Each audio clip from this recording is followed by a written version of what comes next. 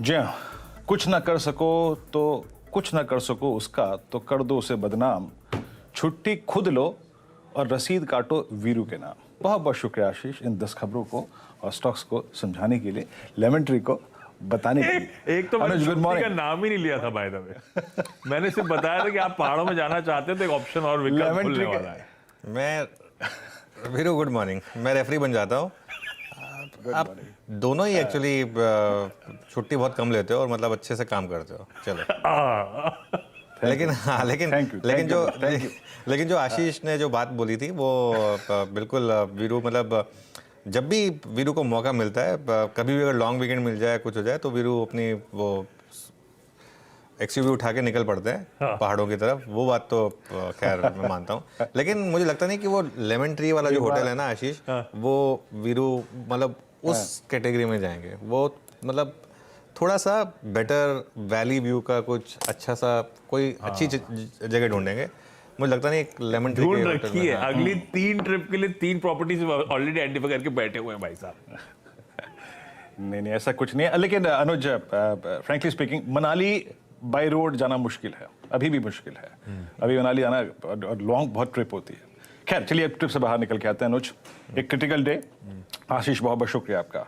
एक critical day है और 200 डेमा इन दोनों ही इंडस्ट्रीज के लिए बहुत पास खड़े हैं। आई मीन 40,000 के जोन में निफ्टी बैंक के लिए, और मैं एक्सपोनेंशियल की बात कर रहा हूँ अनुज, लगभग 17,500 17,540 ऑन निफ्टी। क्या अप्रोच रहेगी इस डिप के बाद? देखिए वीरू, गुड मॉर्निंग। कल क्लोजिंग में भी डिस्कस कर रहे थे कि क्लोज काफ़ी ख़राब है और शॉर्ट्स सिस्टम में है और लोग शॉर्ट लेकर गए होंगे। अब असल में इशू क्या है, आज 2 तरीके की ट्रेड्स हैं निफ्टी में। या तो आप और एक बड़ी ट्रेड पर फोकस करें आप।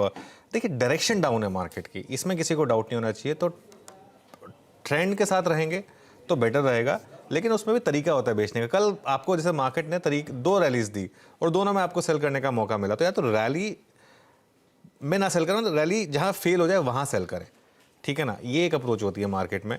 और ख़ासतौर से आज बस एक जो मामला बिगाड़ने का काम कर सकता है वो ये कि जो कल हमने निफ्टी आईटी में ऑलरेडी वीकनेस देख ली, अब जरा एक बार निफ्टी आईटी देखते हैं कहाँ सेटल हुआ है प्री ओपन में, क्योंकि निफ्टी आईटी जो है वो काफ़ी क्लोज है। अब देखिए 30,621, और हमने सुबह डिस्कस किया था कि एक 400-500 पॉइंट की डिक्लाइन और आ सकती है, और निफ्टी आईटी में 20 डेमा है 30,500।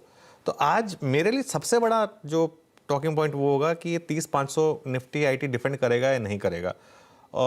लेकिन अगर आपने कल शॉर्ट किया था तो गैप डाउन में, कल की डिक्लाइन के बाद और आज के गैप डाउन के बाद एक प्रॉफिट बुक करके साइड हो जाइए, और उसके बाद फ्रेश मौके ढूंढिए सेलिंग के। या तो दोबारा एक शॉर्ट कवरिंग रैली फेल हो, या फिर 17,750 डिसाइसिवली ब्रेक हो। 17,750 बहुत इंपॉर्टेंट है, क्योंकि 17,800 के पुट लेवल के बेस के हिसाब से भी काफ़ी इंपॉर्टेंट है। दूसरी बड़ी चीज़ जो होगी वो होगी आज बैंक निफ्टी देखने के लिए, क्योंकि बैंक निफ्टी देखिए लगातार वीक है। कल बैंक निफ्टी ने 2-3 बार 40,500 को डिफेंड किया, आज फिर हम खोल रहे हैं करीब 40,500 पर।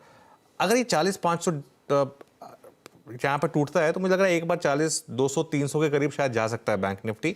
लेकिन वो जोन होगा वहाँ पर एक, मुझे लग रहा है कि एक बार के लिए शॉर्ट कवरिंग आएगी, क्योंकि 40,100 जो 200 एक्सपोनेंशियल मूविंग एवरेज है, एक बार बैंक निफ्टी उसको डिफेंड करने की कोशिश करेगा।